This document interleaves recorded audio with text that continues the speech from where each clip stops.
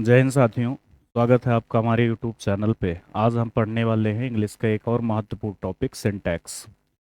तो हर क्वेश्चन को मैं एक्सप्लेन करूंगा। जो भी क्वेश्चन आपको नहीं आ रहा हो तो पेन कॉपी लेकर बैठें और नोट करते जाइएगा। तो शुरुआत करते हैं पहले क्वेश्चन की। और ये भी है कि आपका एक भी एग्ज़ाम पे इससे बाहर कुछ नहीं आएगा।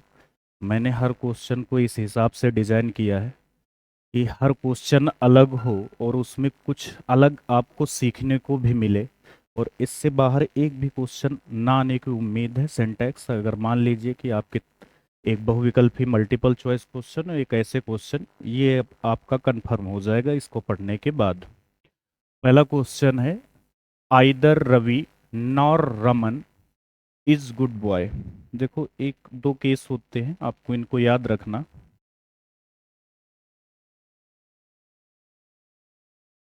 एक होता है बच्चों आइदर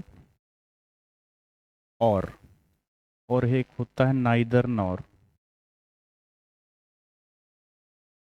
तो आइदर के साथ हमेशा और लगता है, नाइदर के साथ हमेशा क्या लगता है, नॉर। और जब ये होगा तो इसका मतलब होता है या तो, और इसका मतलब होता है ना तो। और इनके साथ जो वर्ब होगी हमेशा कैसी लगेगी, सिंगुलर। ये याद रखना, इसके साथ हो चाहे इसके साथ, जब वर्ब प्रयोग करेंगे तो हमेशा कैसी होनी चाहिए, सिंगुलर। क्या यहाँ पर सिंगुलर वर्ब लगी है, ये तो ठीक है। सिंगुलर इज क्या होता है, सिंगुलर। एक वचन, तो एक वचन वाली वर्ब तो है, ये सही है। लेकिन यहाँ गलत है। देखो क्या लिखा है, आइदर रवि, और यहाँ क्या लिख दिया गया है, नॉर। तो आइदर के साथ क्या होना चाहिए था, और, लेकिन यहाँ क्या लिख दिया गया है, नॉर। तो इसमें मुझे सिंटैक्स करना है। सिंटैक्स करने का मतलब क्या होता है बच्चों, कुछ गलत होगा उसको क्या करना है, सही। वो गलत वर्ब में भी हो सकता है, वो गलत प्रीपोजिशन में भी हो सकता है, वो गलत सेंटेंस में, कुछ भी हो सकता है पार्ट ऑफ स्पीच पे, ठीक है। तो यहाँ पर क्या गलत है, नॉट। इसकी जगह क्या होना चाहिए था, और, ठीक है। अगला है sun rises in east. Sun rises in east, यूनि। अब इसमें आर्टिकल है, हर एक सेंटेंस में कुछ अलग है। जैसे आर्टिकल आपको पढ़ाया जाता है तब बताया जाता है कि जो यूनिवर्स में एक ही है, जो यूनिवर्स में, संसार में चीजें क्या हैं, एक, उनके जैसा और कोई नहीं है। तो फिर वहां पर हम किसका प्रयोग करते हैं, दा का। जैसे सन हो गया, मून हो गया, इनके साथ क्या लगाएंगे, दा। इसके कुछ एक्सेप्शंस भी हैं, अपवाद भी हैं। क्या, जैसे हेवन, स्वर्ग, हेल, नर्क। इनके ये भी हमें लगता है कि एक है, लेकिन पता नहीं है ना कि कहाँ है। किसी को पता है स्वर्ग कहाँ है, किसी को ये भी नहीं पता नर्क कहाँ है। ना हमें ये भी पता है कि गॉड है कि नहीं है। तो इन ये भले यूनिवर्स में एक ही माने जाते हैं, लेकिन इनके पहले दा का प्रयोग नहीं होता है। तो यहाँ पर जो लिखा है सन, ये तो पता है ना सबको, तो इसके पहले क्या लगना चाहिए, दा। तो यहाँ पर ये गलत है। दूसरा एक और चीज गलत है, द सन राइजेज इन। जो दिशाओं के नाम होते हैं इनके पहले भी क्या लगाया जाता है, the sun rises in the east. लेकिन एक और बात याद रखना कि जब कहीं पर दिशा हो और दिशा के नाम के साथ किसी कंट्री का नाम हो तो वहां पर द का प्रयोग नहीं करते। जैसे यहां मैं लिख देता नॉर्थ कोरिया, ठीक है, नॉर्थ कोरिया। अब बताओ यहाँ क्या द का प्रयोग करेंगे, नहीं। ये दिशा जरूर है, लेकिन अब ये कंट्री का नाम है, और कंट्री के नाम के पहले द का प्रयोग नहीं करते जब तक उसमें कहीं यूनाइटेड या फिर यूनियन ना लिखा हो। एक एक बात को आप नोट करते रहेंगे, ठीक है। दूसरा देखो, five sheeps are grazing. Five sheeps are grazing. अब ये क्या है, एक होता है सिप, जहाज, और एक होता है सीप। तो इसको एक वचन में लिखेंगे तब भी सीप लिखेंगे, बहुवचन में लिखेंगे तब भी क्या लिखेंगे, सीप। तो सीप कभी भी सीप्स नहीं होता, वो एक वचन ही होगा, वही क्या होगा, बहुवचन। तो यहाँ पर जो ये सीप्स लिखा है ये गलत है। अच्छा, अब ये बताया हमने, ये एक वचन भी हो सकता है और बहुवचन, सिंगुलर भी हो सकता है, प्लूरल भी हो सकता है। तो यहाँ क्या लगा है, तो इसमें कोई दिक्कत नहीं है। ठीक है। 5 sheep आर ग्रेजिंग, 5 भेड़ें चर रही हैं।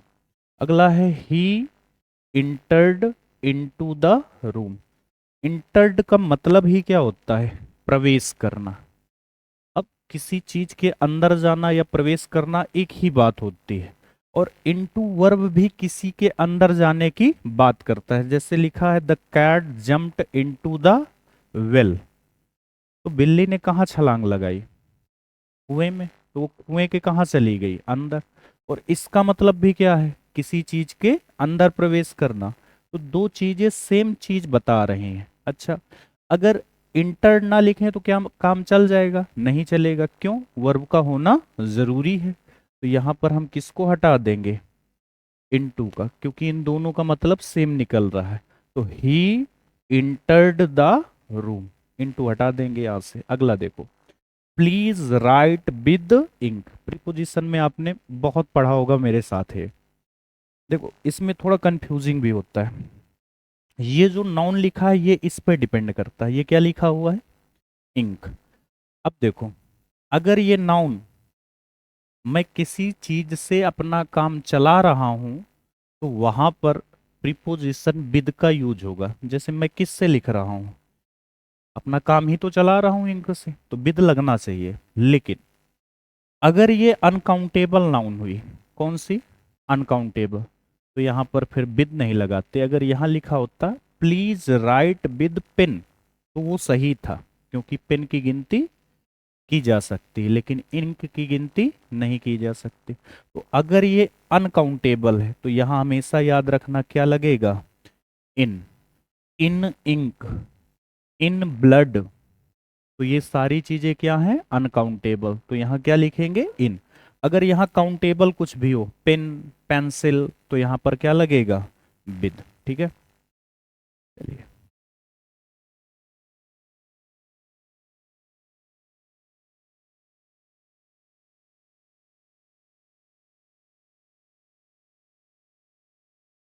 देखिए अगला, he is the tallest of two.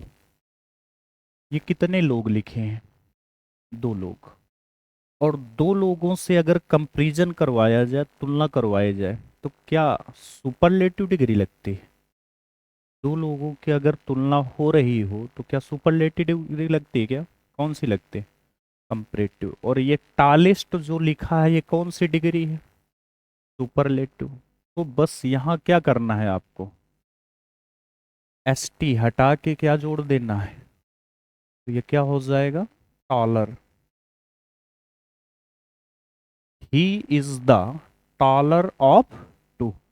Comparison जब करवाते हैं, सुनिए पहले, जो ये देख लो कि दा भी गलत हो सकता है। जब कंपैरिजन करवाते हैं किसका? किसी भी चीज का, किसमें? कौन सी डिग्री पे? कंपैरेटिव डिग्री में। तो वहां द लगता है। ठीक है, ये यहां पर भी सही है, द टॉलेस्ट के साथ भी लगेगा। लेकिन यहां ये देखो लिखा है क्या? टू। तो 2 लोग हैं, और 2 लोगों में हम कभी भी सुपरलेटिव डिग्री का यूज नहीं करते हैं। ठीक है। अगला है द वेजेस ऑफ सिन और डेथ। अब देखो ये वेजेस जो लिखा है इसका मतलब होता है मजदूरी। क्या होता है?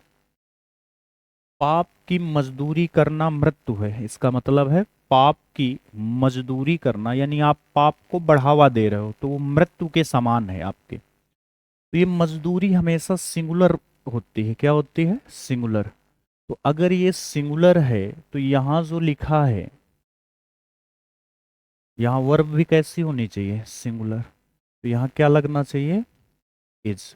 The wages of sin is death. Next है tongues is not available in this shop. अब ये टंग्स का मतलब क्या होता है? बताइए। चिमटा। क्या होता है? चिमटा।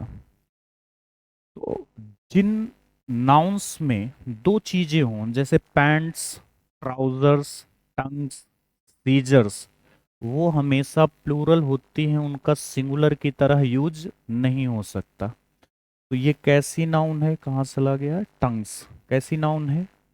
प्लूरल। तो वर्ब भी कौन सी लगेगी? प्लूरल। तो यहाँ इज नहीं लगेगा, इच की जगह क्या लगेगा, आर। तो tongs are not available in this shop. और मन पे तो ये आता है ना, टंग्स तो एक ही, चिमटा तो एक ही है, यहाँ तो दो चार लिखे नहीं, तो सिंगुलर वर्ब होनी चाहिए।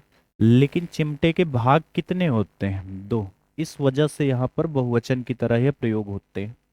अगला है द टू ब्रदर्स। अब यहाँ दो लिखा है, यहाँ ब्रदर्स लिखा है, कोई दिक्कत नहीं है। यहाँ आर लिखा है, यहाँ भी कोई दिक्कत नहीं है। फाइटिंग विद वन अनादर, इसका मतलब होता है एक दूसरे से, दो भाई एक दूसरे से लड़ रहे हैं। देखो आपने एक प्रीपोजिशन पढ़ी होगी, बिटवीन, क्या पढ़ी है, बिटवीन। और एमंग और एमंगस्ट, तो बिटवीन का प्रयोग कितने लोगों के बीच में करते हैं, दो। और एमंग एमंगस्ट का दो से अधिक। तो उसी तरह ये भी होता है, वन अनादर मतलब बहुत सारे लोग हों और वो बता दें कि एक दूसरे से सभी लड़ रहे हैं, तो वहां क्या लगाएंगे, वन अनादर। लेकिन जब सिर्फ दो लोग एक दूसरे से लड़ रहे हैं तो वहां पर ईच अदर लिखते हैं, क्या लिखते हैं, तो यहाँ वन अनादर की जगह क्या हो जाएगा, ईच अदर। ठीक है। अगला देखो, ही इज सिटिंग, ये इसी के नीचे देखो लिख दिया मैंने, ही इज सिटिंग। यहाँ देखो क्या लिखा है, बिटवीन द फोर पिलर्स। क्या यहाँ बिटवीन लगेगा, नहीं, क्या लगेगा, एमंग। बिटवीन दो लोगों के बीच में लगता है, यहाँ दो से क्या है, चार लोग हैं, तो यहाँ पर क्या लगेगा, एमंग। ठीक है।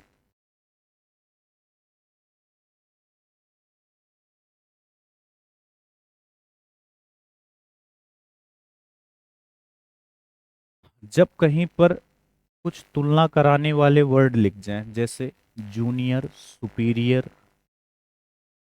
सीनियर, तो वहां पर देन नहीं प्रयोग करते, वहां पर हमेशा देन की जगह क्या प्रयोग करते हैं, टू।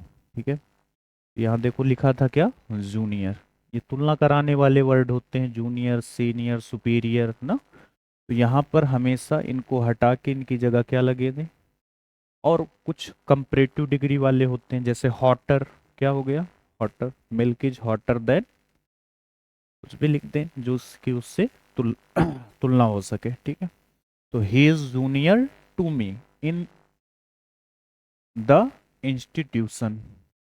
अगला है the gentry of the city. Gentry वो होते हैं जो समाज के उच्च लोग होते हैं, उनको जेंट्री बोलते हैं। किनको जेंट्री बोलते हैं, समाज के उच्च लोगों। आप लोग नोट ना करें, इधर देखें। ठीक है। The gentry of the city, समाज के उच्च लोग, was invited in the function. ये इंपॉर्टेंट इसलिए है कि ये आपको बहुत सोचना पड़ेगा इसमें। अब जब तक इसका अर्थ नहीं पता तब तक आप कुछ नहीं कर सकते इसमें। द जेंट्री, जेंट्री का मतलब क्या बताया अभी, समाज के उच्च लोग। तो क्या एक लोग की बात हो रही है, एक से क्या है, ज्यादा है। तो अब देखो यहाँ देखो लिखा है सिटी। अब लेकिन इस सिटी से इसका कोई लेना देना नहीं यहाँ पे। देखो समझो, ये वर्ब सिटी के अनुसार नहीं लगी है। पहले तो ऐसे हमको अगर पढ़ना होता तो मैं तो बता देता, सिटी के साथ वाज ही लगेगा, सिटीज थोड़ी ना लिखा है, क्या लिखा है, सिटी, तो वाज लगेगा, कोई दिक्कत नहीं है। लेकिन इसको पढ़ो, the gentry of the city, इस शहर के उच्च लोग, इस शहर के उच्च लोग, तो इस शहर के उच्च लोग हैं। ठीक है। तो एक लोग की बात हो रही क्या, बहुत सारे लोग हैं, तो यहां पर वाज नहीं आएगा, क्या आएगा, वर। अगला है he has received a letter yesterday. ये एस्टरडे सब कुछ बयां कर रहा है। एस्टरडे मतलब पास्ट इंडेफिनिट, पास्ट वाली बात है, तो यहाँ ये हैज हैव लगाने की कोई जरूरत नहीं है। ठीक है। इसको हटा ही देना है क्योंकि ये सेकेंड फॉर्म से बनेगा, तो इसमें तो कोई दिक्कत। अच्छा कुछ क्या हुआ, क्या कह रहे हैं, अच्छा इसमें और कुछ गलत है क्या, the gentry of the city were invited to the function होना चाहिए। ओ, ये भी गलत है। यहाँ क्या होना चाहिए? To the function. ठीक है, बता दिया। अगला देखो, he has received a letter yesterday. अब देखो यहाँ क्या लिखा हुआ है? हैज। ये कैसी फीलिंग दे रहा है? पास्ट की। अब ये पास्ट में होता है क्या हैज? हैज किस में होता है? प्रेजेंट में। तो ये होना चाहिए क्या यहाँ? नहीं। तो यहाँ से ये हटा दो पूरा। अब क्या लिख गया? He received a letter. क्या ये सही है पूर्णतया? बिल्कुल। He received a letter yesterday. उसने कल एक पत्र प्राप्त किया। India is confident to beating. India is confident to beat. आप यहां पर इस टू को हटा देंगे। ठीक है, India is confident beating Pakistan.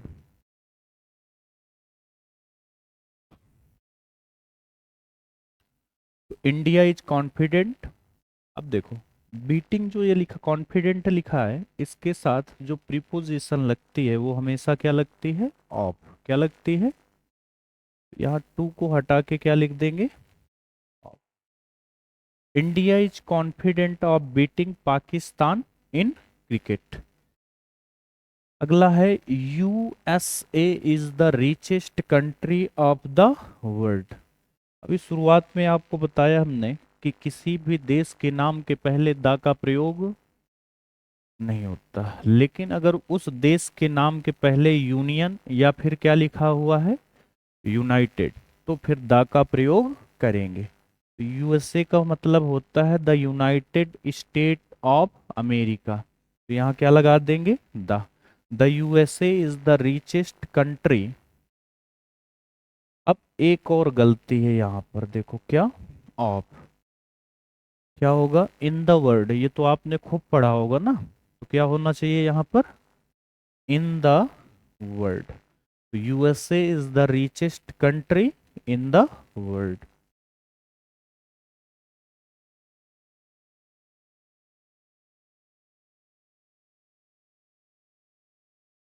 अगला देखो, my hairs are black. My hairs are black. अब देखो, क्या हेयर्स वर्ड आपने सुना है? एक हेयर हो चाहे एक से ज्यादा, क्या होता है? हेयर। My hair.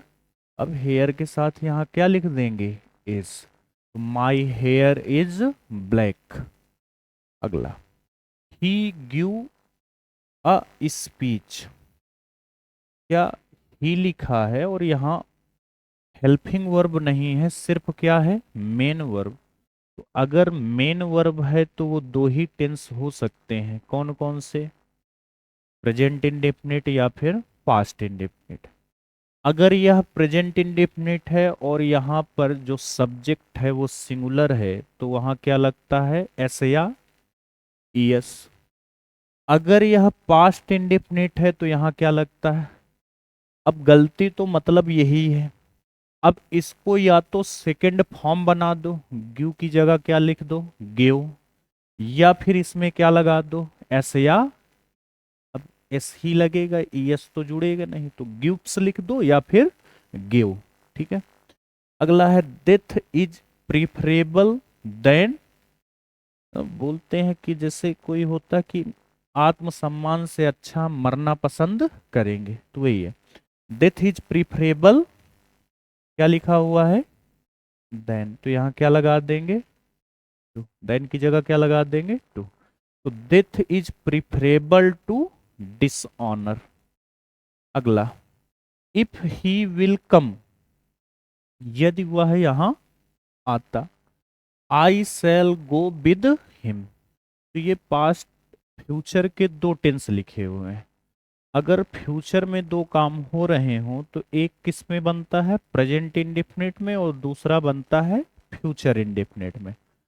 यदि वह यहां आता, तो मैं उसके साथ जाता। तो पहले कौन काम हो रहा है? पहले क्या बोला गया? वह आएगा तब मैं उसके साथ जाऊंगा। पहले काम कौन हो रहा है? आने का। तो जो पहले हो वो काहे में बनेगा? प्रेजेंट इंडेफिनिट में। और जो बाद में काम होगा वो काहे में बनेगा? फ्यूचर। तो पहले उसके आने का काम हो रहा है, तो इफ ही विल। अब विल नहीं लगेगा भाई, मुझे क्या बनाना है? Present indefinite. और प्रेजेंट इंडेफिनिट का साधारण वाक्य एस या एस काहे में जोड़ते हैं? Main verb. मेन वर्ब क्या है? तो यहाँ क्या हो जाएगा? Comes. If he comes comma I shall go with him. अगर ये कंडीशनल सेंटेंस होता तो आई के साथ शैल की जगह क्या लगता? विल। आगे एक सेंटेंस आएगा भी। अब ये यहाँ देखो लिखा, Mohan's father's purse has been stolen. अब इसमें तीन चार बातें मैं बता रहा हूं। कभी भी दो एपोस्ट्रॉफी एस साथ में नहीं हो सकते। यहां देखो मोहन्स भी लिखा है, पहली गलती तो समझ में आ गई। इसमें क्या है? दूसरा, कभी भी एपोस्ट्रॉफी एस का प्रयोग हिसिंग वर्ड के साथ नहीं करते। हिसिंग वर्ड का मतलब ये है पहले से ही उसमें क्या लगा है? एस। और उसमें तुम एपोस्ट्रॉफी एस जोड़ दो तो क्या बन पाएगा? या फिर लास्ट में एस एच लिखा है और फिर तुम उसमें एस जोड़ दो तो क्या वो बन पाएगा? नहीं। दूसरा, कभी भी जो न्यूटर जेंडर होते हैं, कौन से जेंडर?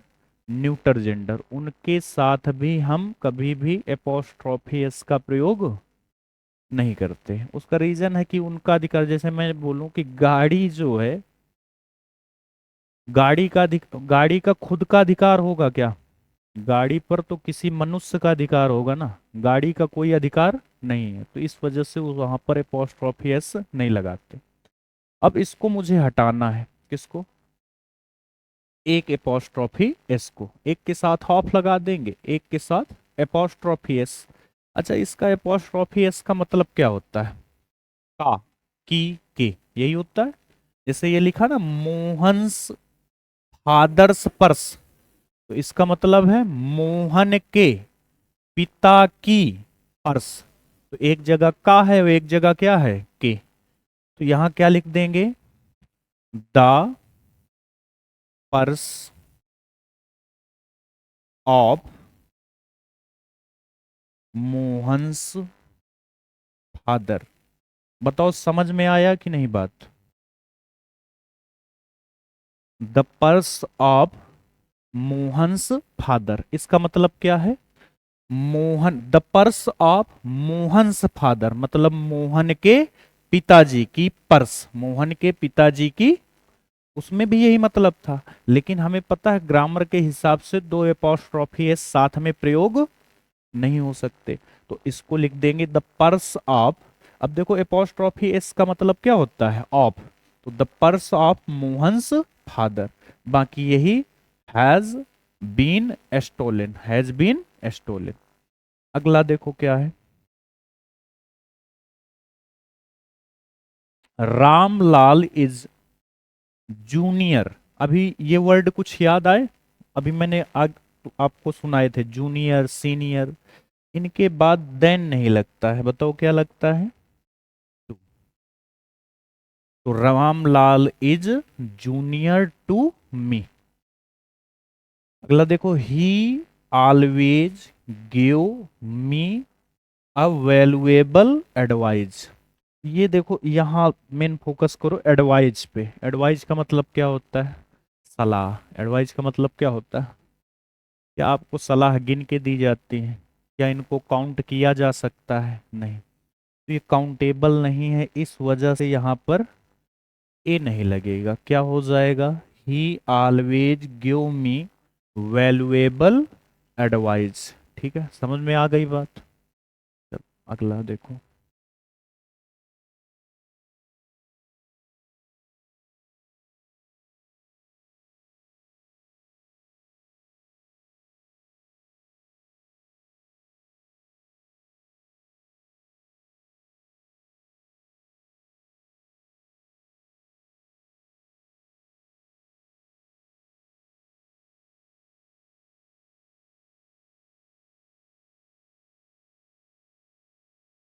देखो, I prefer a pen than pencil, same नीचे वाला जो था, ये क्या लिखा है, I prefer a pen than pencil, तो यहाँ क्या लिख देंगे,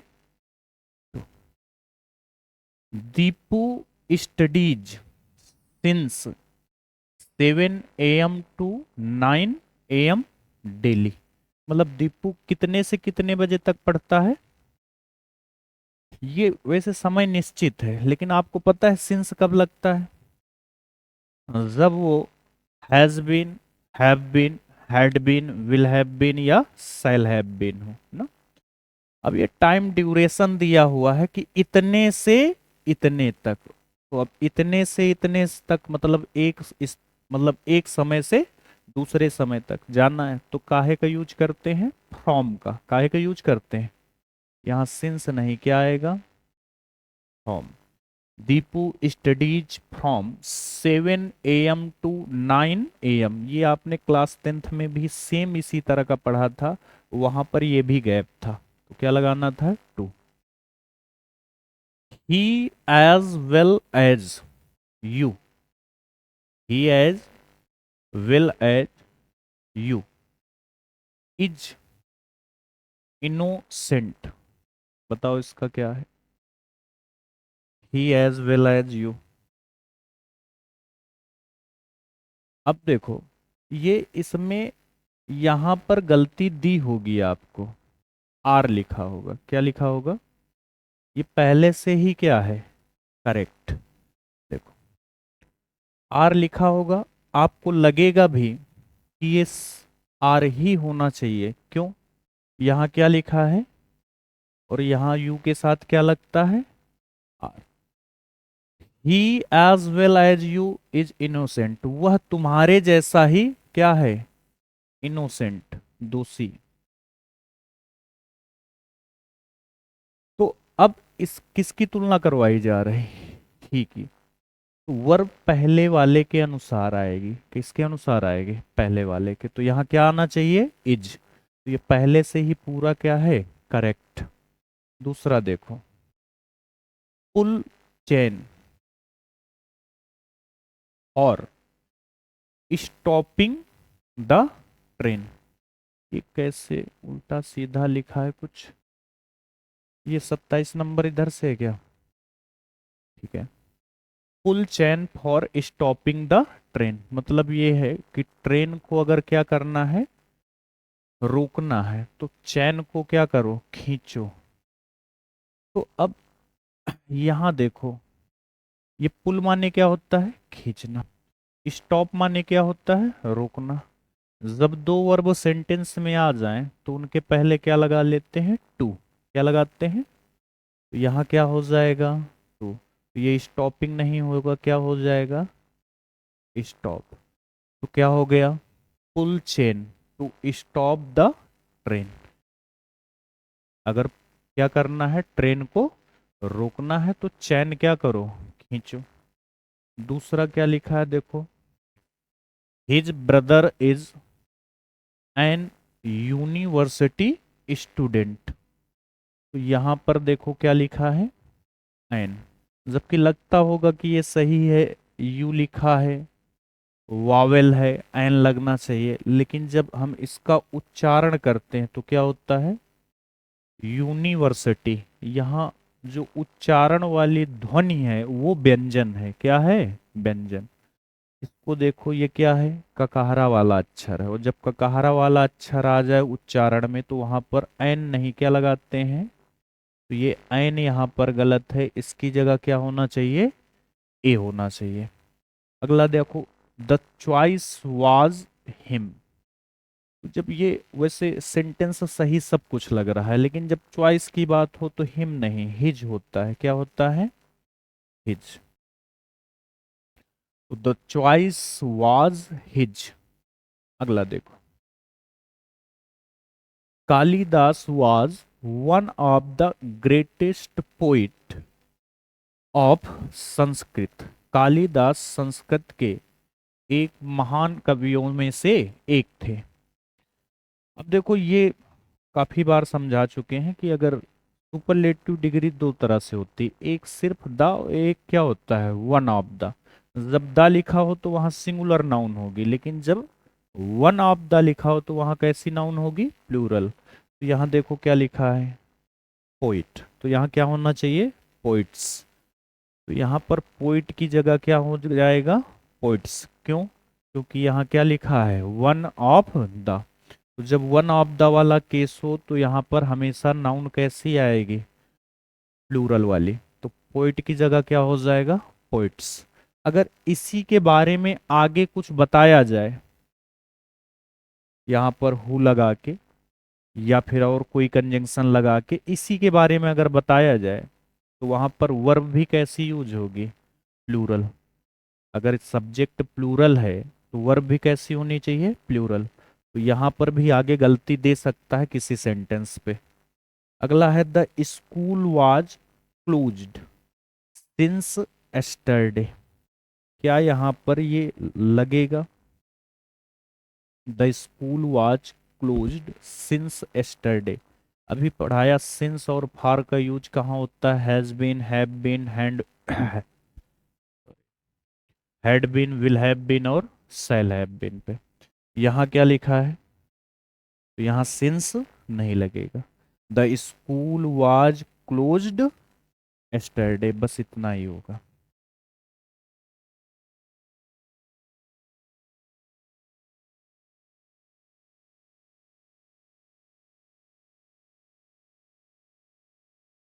पानी लाओ एक लोग।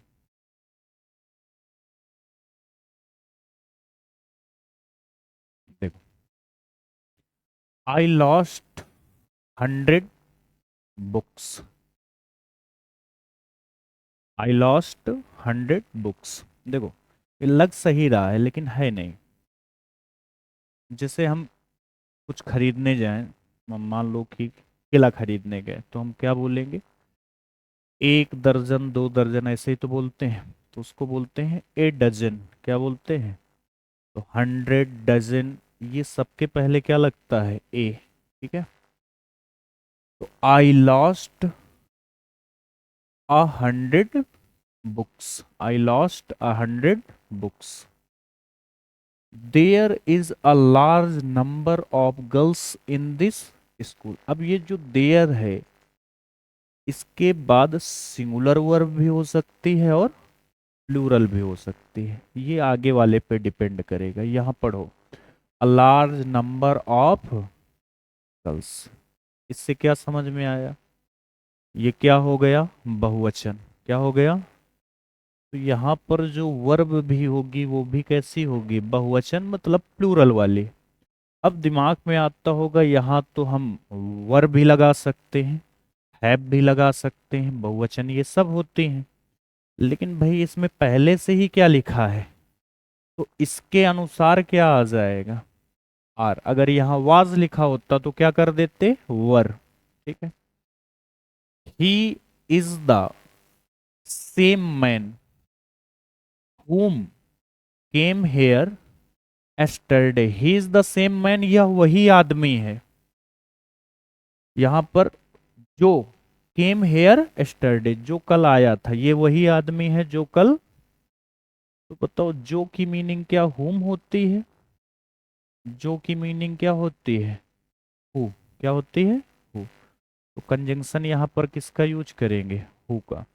फिर से बता रहा हूं, ही इज द सेम मैन, यह वही आदमी है जो कल यहाँ आया था। तो यहाँ पर हुम नहीं होगा, कंजंक्शन क्या लगेगी, हु। नेक्स्ट है माई सिंपथीज। तो सिंपथीज नहीं होते, देखो कुछ वर्ड होते हैं,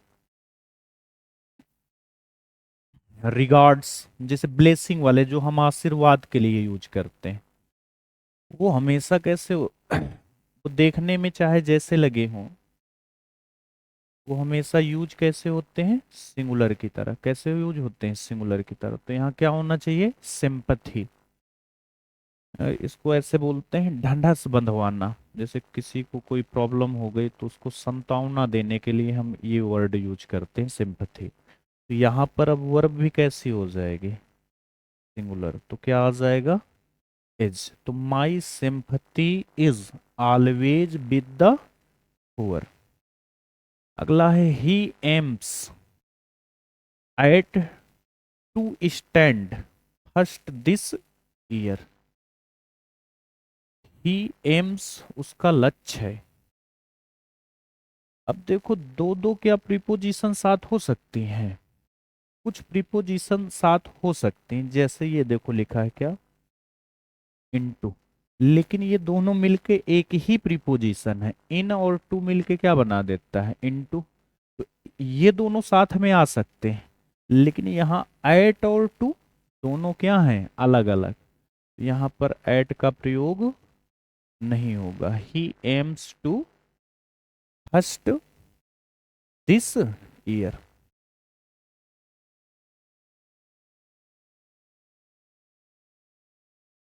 चलिए इसका आंसर बताइए, पूछिए आप लोग। हम 1 मिनट पानी पी ले तब से।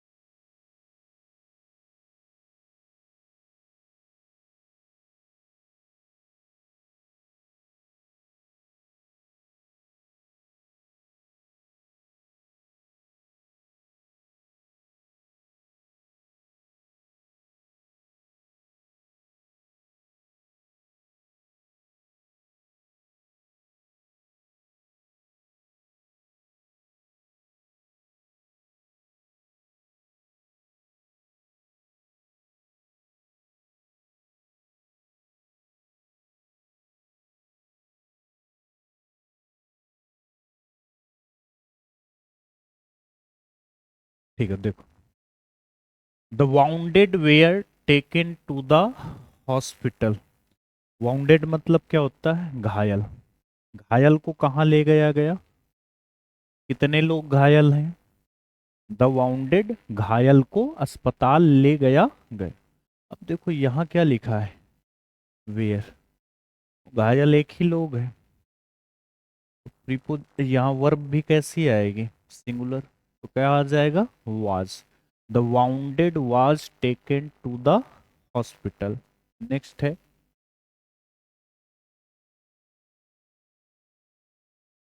हाँ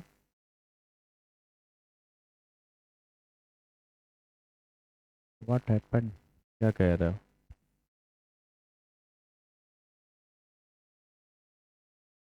ठीक है, अगला देखो, nobody like such men who is dishonest. तो नो बडी के साथ हमेशा सिंगुलर, जैसे नेवर के साथ यस या यस लगता है, वैसे नो बडी के साथ भी एस या यस लगेगा। नो बडी लाइक्स सच मेन, कोई उन आदमियों को पसंद नहीं करता, हु इज डिसऑनेस्ट, जो क्या होते हैं, बेईमान। तो यहां देखो क्या लिखा है, मेन, एक से ज्यादा आदमी हो गए, तो यहां पर जो वर्ब यूज होगी वो भी कैसी होगी, बहुवचन वाली। तो यहां पर क्या आ जाएगा, इज था, तो क्या आ जाएगा, आर। क्या हो गया, nobody likes such men who are dishonest, ऐसे व्यक्तियों को कोई पसंद नहीं करता जो बेईमान है। अगला देखो, either of the two roads lead to station. ठीक है, आइदर का मतलब क्या होता है, या तो, मतलब दो रोड है, उनमें से एक रोड कहाँ को जाती है, स्टेशन को। अब जब ये आइदर लिख गया तो हमने बताया था वर्ब कैसी होगी, एक वचन वाली, कैसी होगी। यहां देखो वर्ब क्या है, लीड, क्या है, तो यहां क्या हो जाएगा, लीड्स, क्या हो जाएगा, लीड्स, सिंगुलर है ना, तो यस या यस लगेगा। अब टू द स्टेशन, स्टेशन के पहले क्या लगा देंगे, द। तो either of the roads leads to the station. What is time in your watch. अब ये ठीक भी लगता है, तुम्हारी घड़ी में कितना बजा है, तो में की मीनिंग क्या होती है, इन। लेकिन ऐसा नहीं है, इसका मतलब होता है कि तुम्हारी घड़ी के द्वारा, क्योंकि सब में सेम टाइम थोड़ी ना होता, किसी की आगे पीछे भी हो सकती घड़ी। तो what is time by your watch क्या होगा, what is time by your watch, मतलब तुम्हारी घड़ी के द्वारा कितना बजाया गया। I wish I was the chief minister of Uttar Pradesh. I wish मेरी इच्छा है, I was the chief minister of Uttar Pradesh. ये कंडीशनल सेंटेंस है और या विश वाला सेंटेंस है। तो यहाँ पर जो वर्ब होगी वो उल्टा लगती है, आई के साथ ऐसे क्या लगता है, वाज। अगर मान लो यहाँ सैल लिखा होता तो क्या कर देते, विल। यहाँ वाज है तो क्या है, वर। जिससे उसमें लिखा होता है यदि मैं एक चिड़िया होता तो आकाश में उड़ता, तो वहां पर भी क्या लगेगा, वर, वाज नहीं लगेगा। ठीक है, तो ये कंडीशनल, ये विश्ड वाले सेंटेंस के साथ वर्ब उल्टा लगती है। नेक्स्ट देखो, Kamal has been living in this house from 2018। Kamal कहाँ पे रह रहा है, इस घर पे कब से रह रहा है। तो से की मीनिंग क्या होती है, फ्रॉम। ठीक लिखा है, नहीं, क्या लिखा जाएगा, ये देखो इसको पढ़ो। शुरुआत से चिल्ला रहे हैं, has been, have been, had been, will have been और शैल हैव बीन। अगर ये लिखा है तो यहाँ तो या तो सिंस लगेगा या, अब 2018 क्या है, निश्चित। तो यहाँ फ्रॉम नहीं लगेगा, क्या लगेगा, सिंस लगेगा। अगला है द गेम। अब गेम के पहले द लगता है कि नहीं, गेम और मैच दोनों के पहले द।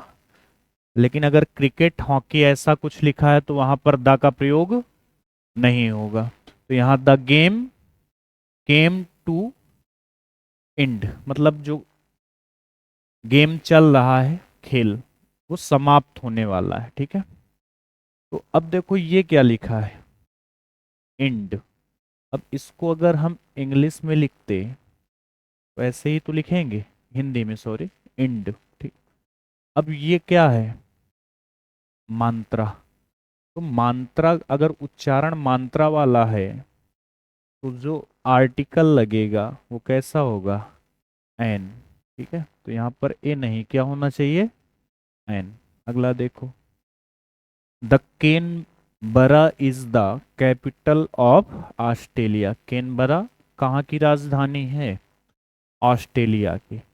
किसी भी देश या फिर प्रदेश के नाम के पहले द का प्रयोग नहीं होता, तो यहाँ द का प्रयोग, Canberra is the capital of Australia. Canberra कहाँ की राजधानी है, ऑस्ट्रेलिया की। ठीक है, अगला है his request of leave was not granted। His request of leave was not granted, मतलब उसने काहे के लिए, हिज रिक्वेस्ट काहे के, फॉर लीव, छुट्टी के लिए। His request for leave was not granted, मतलब उसने छुट्टी ली थी काहे के लिए, उसने रिक्वेस्ट की थी, क्या की थी, रिक्वेस्ट काहे के लिए, छुट्टी के लिए। तो for leave was not granted, मतलब उसने छुट्टी के लिए रिक्वेस्ट की थी लेकिन उसकी रिक्वेस्ट मानी नहीं गई है। पुलिस सस्पेक्ट्स अ लोकल गैंग। ये जो पुलिस वर्ड लिखा है ये कैसा नाउन है, बहुवचन वाला, कौन सा है। तो यहाँ पर जो वर्ब होगी वो कैसी होगी, बहुवचन वाली। बहुवचन के साथ क्या कभी यस या ईएस लगता है, नहीं। तो police suspect a local gang, police suspect a local gang. अगला देखो, कैटल्स आर ग्रेजिंग। कैट अच्छा अच्छा, ये रह गया क्या? The police. The police suspect a local gang. Next देखो, cattles are grazing in the field. अब ये कैटल्स का मतलब कुछ नहीं होता।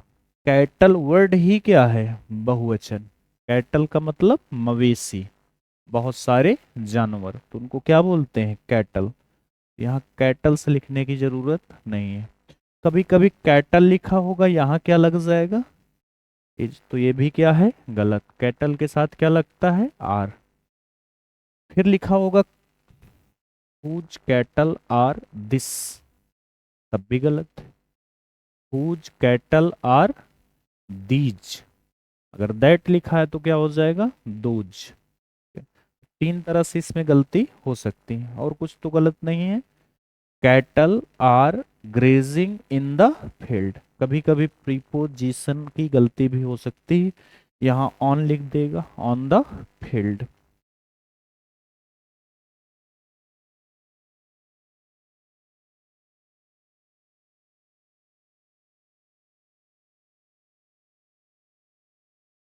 देखो, there are many types of deers. तीन चार ही वर्ड बताए गए थे आपको।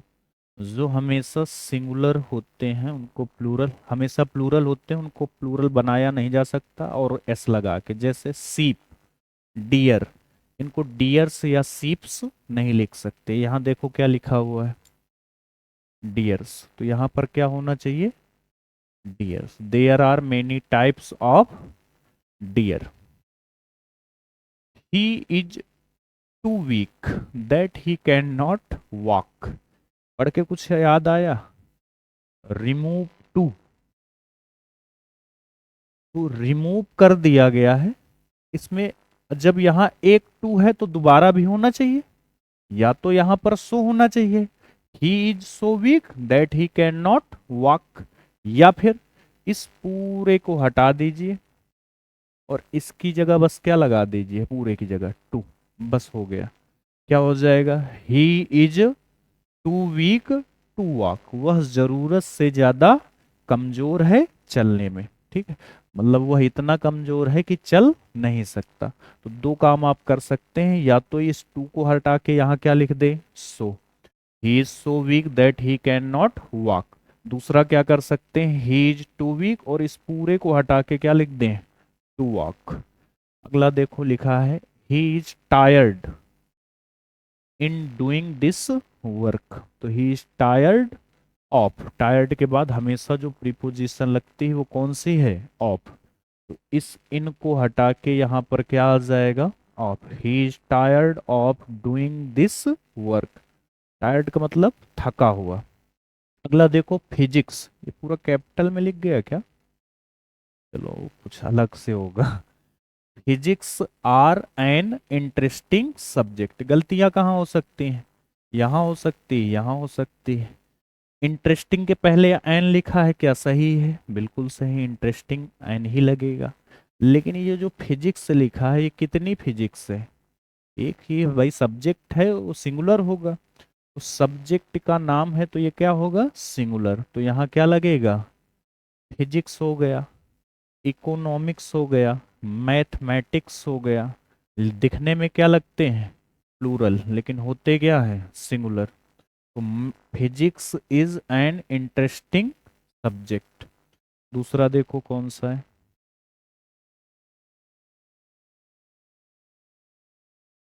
He is an European by birth.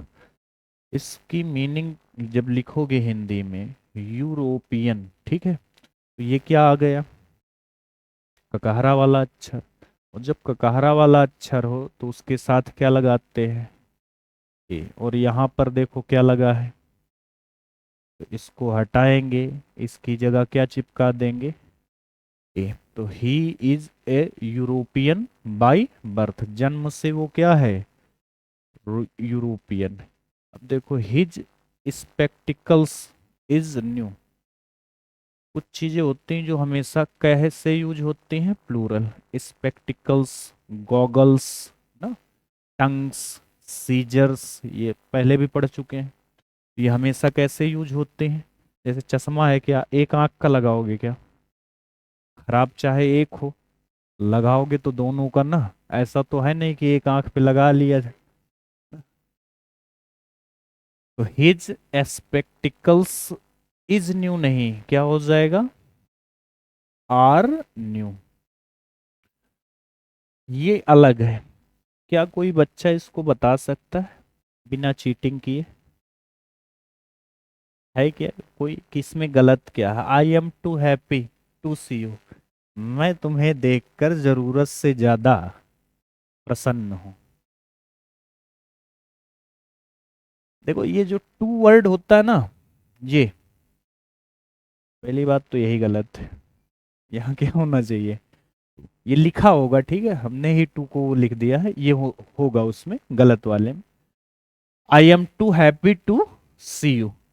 तो ये जब पढ़ाया जाता है रिमूव टू, तब बताते हैं कि ये कभी भी पॉजिटिव सेंस देने वाले वर्ड के साथ नहीं लगता है। ये हमेशा टू का प्रयोग निगेटिव सेंस देने वाले के लिए लगता है। यहाँ क्या लिखा है? कोई जरूरत से ज्यादा प्रसन्न होगा क्या? इसकी कोई लिमिट है क्या?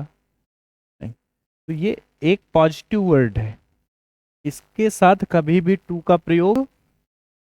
तो यहाँ क्या लिख देंगे? I am so happy to see you, मैं तुमका नहीं, मैं तुम्हें देखकर प्रसन्न हूं।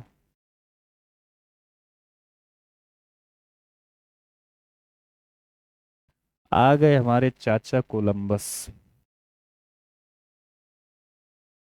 कलर चेंज कर लेते हैं, नहीं तो ये व्हाइट वाला ये भी है, व्हाइट ये भी है, मिल जाएंगे दोनों। Columbus invented America. कोलंबस ने अमेरिका की खोज की, ये सही बात है। लेकिन इसमें लिखा है कोलंबस इन्वेंटेड अमेरिका।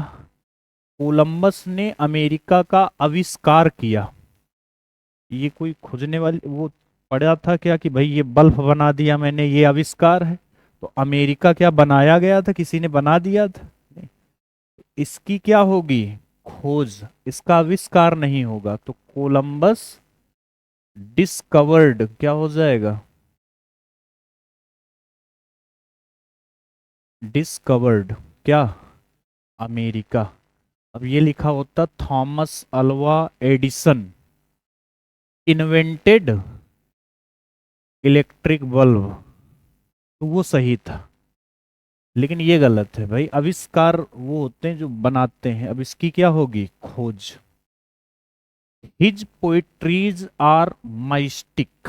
माइस्टिक का मतलब क्या होता है, कोई बताएगा? माइस्टिक रहस्यमयी, माइस्टिक का मतलब रहस्यमय। उसकी जो पोइट्रीज हैं वो कैसी हैं? रहस्यमयी। तो पोइट्रीज नहीं होता, क्या होता है? पोइट्री। पोइट्रीज नहीं होता, क्या होता है? पोइट्री। तो यहां पर याद रखना क्या होगा? पोइट्री। ठीक है। अब जब पोइट्री होगा तो यहाँ आर नहीं होगा, क्या होगा? तो हिज पोइट्री इज माइस्टिक। उसकी जो पोइट्री होती है वो कैसी होती है? रहस्यमयी। यहाँ पर अगर मैं एक नाम लिखना चाहूं जिसकी पोइट्री रहस्यमयी थी, तो वो कौन सा था आदमी? केशवदास। इसीलिए इनको क्या कहा जाता है? कठिन काव्य का प्रेत। वो वाला प्रेत नहीं है जो आप सोच रहे हैं। अगला लिखा है दिस वुड इज सुपीरियर। मिल गया ये वर्ड। अब सुपीरियर के बाद पता है देन नहीं, क्या लगता है? टू। देन नहीं लगता, क्या लगता है? टू।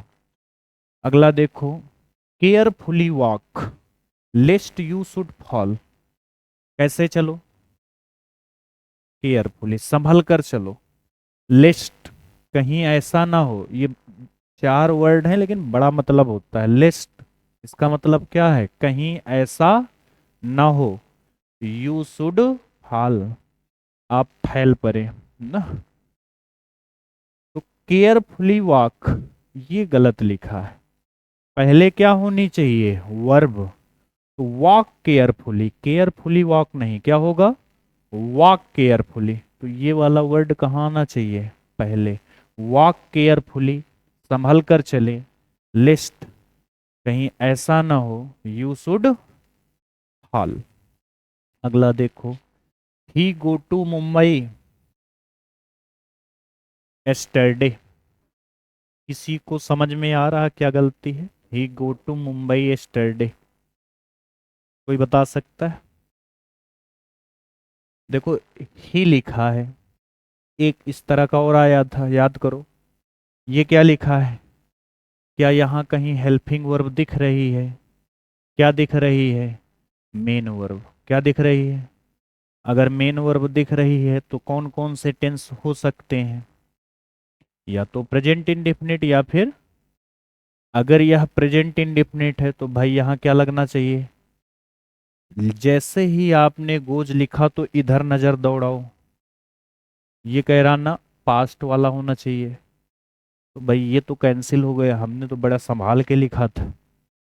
लेकिन ये कह रहा ना पास्ट वाला लगाना है, तो यहाँ पर गो नहीं होगा, क्या होगा? वेंट। अब ठीक लग रहा है? अब पढ़ो। He went to Mumbai yesterday, वह मुंबई गया, कब गया? कल। ठीक है। I can does it. Anshika बताइए इसमें क्या गलत है?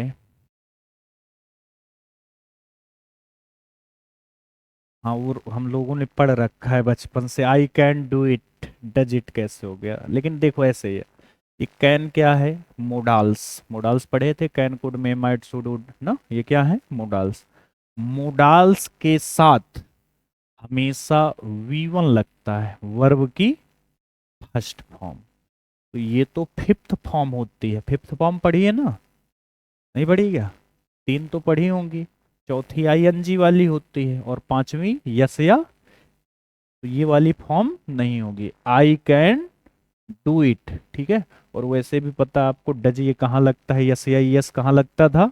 प्रेजेंट इंडेफिनिट में। क्या यह प्रेजेंट इंडेफिनिट टेंस है? यहाँ तो कैन है ना, तो यहाँ वैसे भी नहीं लगेगा, ऐसे भी समझ सकते थे। ही राइट्स। लो, कितने लोग समझ पा रहे हैं? ये एक आपने इस तरह का कुछ किया था वाक्य। ही राइट्स, वह लिखता है, कैसे? धीरे धीरे। कैसे लिखता है? स्लो होगा क्या? स्लो का मतलब तो धीरे होता है सिर्फ। स्लोली कैसे होगा? ही राइट्स स्लोली। अच्छा, स्लोली का मतलब धीरे ही नहीं होता, एक और मतलब भी होता है। स्लोली का मतलब होता है ललचाई। इसी उसमें प्रयोग होता है क्रिकेट में। कहेंगे गेंद स्लोली स्लोली डालो, मतलब वो धीरे नहीं डालने को बोल रहा है, ललचाई। ललचाई का मतलब ये होता है गेंद धीरे डालोगे, ये खूब तेज मारने का प्रयास करेगा तो आउट हो जाएगा कैच ना, तो वो होता है। तो इसके दो अर्थ होते हैं। अब देखो, ये जब हमने स्लोली लिख लिया तो मुझे लिखना कैसे है? धीरे। तो ये राइट्स की क्या बता रहा है? विशेषता। तो जो वर्ब की विशेषता बताए उसे एडवर्ब कहते हैं। क्या कहते हैं? तो ये जो स्लोली लिखा है ये क्या है? एडवर्ब। तो ये ध्यान रखना है।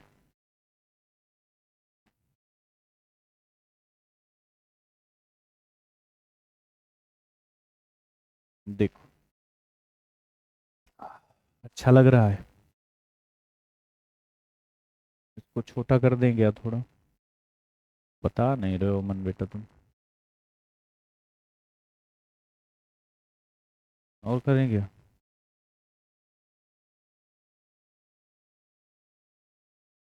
ठीक। ठीक है, दिख रहा है यार। देखो, बीइंग अ हॉलीडे। बीइंग माने कारण, के कारण, किसके कारण? छुट्टी होने के। We did not go to, हम स्कूल न जाब। ठीक है। अब देखो, ये याद करो ये कहाँ प्रयोग होते थे, कब पढ़ाए गए थे? इट के प्रयोग में। कैसे? इट के। क्या यहाँ कहीं इट दिख रहा है? नहीं, तो यहाँ पर क्या होना चाहिए? It being a holiday. लग रहा था पहले से ही कि यह सही है, लेकिन क्या यह सही था? नहीं। तो जब कभी याद करो इट का प्रयोग, दिन महीना तारीख ऐसा कुछ बताना हो, तो वहां पर क्या लिखते थे? इट। तो it being a holiday, we did not go to school. अगला लिखा है 2 years since my father has died. बताओ। 2 साल बीत गए मेरे पिताजी को गुजरे हुए। अब दो पास्ट में दो काम हुए, 2 साल बीत चुके हैं। तो ये जो लिखा है 2 years पास्ट, ये पास्ट परफेक्ट में बनेगा। 2 years हैज पास्ट। और जो बाद में हुआ ये किस में बनेगा? पास्ट इंडेफिनिट में। जब दो पास्ट में काम हो तो एक पास्ट परफेक्ट में और दूसरा पास्ट इंडेफिनिट में। तो 2 years has past since my father क्या हो जाएगा? डाइड। 2 years हैज पास्ट, नहीं नहीं हैज नहीं, क्या आएगा? है, ये गड़बड़ हो गया। 2 years have passed since my father died. ठीक है, तो ये वाला किस में बना? पास्ट परफेक्ट में। और ये वाला किस में बना? पास्ट इंडिफिनिट में। अगला देखो, this is the best of two. क्या गलत है इसमें? देखो, this is the best of two. समझ में आया कुछ? कितने लोग हैं कालिया? कितने आदमी थे? चलो इधर देखो। अच्छा, ये क्या लिखा है? दो। और दो लोगों के लिए हम क्या बेस्ट का यूज करते हैं? हम किसका यूज करते हैं? कंपैरेटिव डिग्री का। और कंपैरेटिव डिग्री क्या होगी इसकी? Better, good, better, best. तो this is the better of two. इन दोनों में से यह वाला आदमी ज्यादा ठीक है। Myself can do it, ये कौन सी प्रोनाउन है? रिफ्लेक्सिव। कौन सी है? उस दिन बताया था, रिफ्लेक्सिव प्रोनाउन कभी भी सब्जेक्ट, इसका सब्जेक्ट क्या होता है? आई। क्या होता है? सिर्फ आई कैन डू इट या I myself can do it. ठीक है, इसको हटा भी देंगे, कोई दिक्कत नहीं। आई कैन डू इट, मैं खुद यह कर सकता हूं, तो I myself can do it. I forbid you not to enter this. ये क्या लिखा है? और फॉरबिड का मतलब क्या होता है? मना करना, फॉरबिड का मतलब। और ये फिर क्या लगा रहे हो? तो ये तो गलत बात है, पहले ही मना कर दिया। अब उसको क्या इतना जलील करोगे? क्या बार बार मना करोगे? एक बार मना हो गया है, अब मना नहीं करना। तो यहां पर नॉट का use, I forbid you to enter this. अब यहां आगे लिख दो क्या? रूम लिखा होगा वहां कुछ ना, यहाँ नहीं। अब बताओगे भी तो ना कि किधर नहीं जाना है ना, तो इधर ही बस नहीं जाना है। तो उम्मीद है कि इतने से ही काम चल जाएगा, आगे पढ़ाने की जरूरत ना है, मैं भी थक चुका हूँ।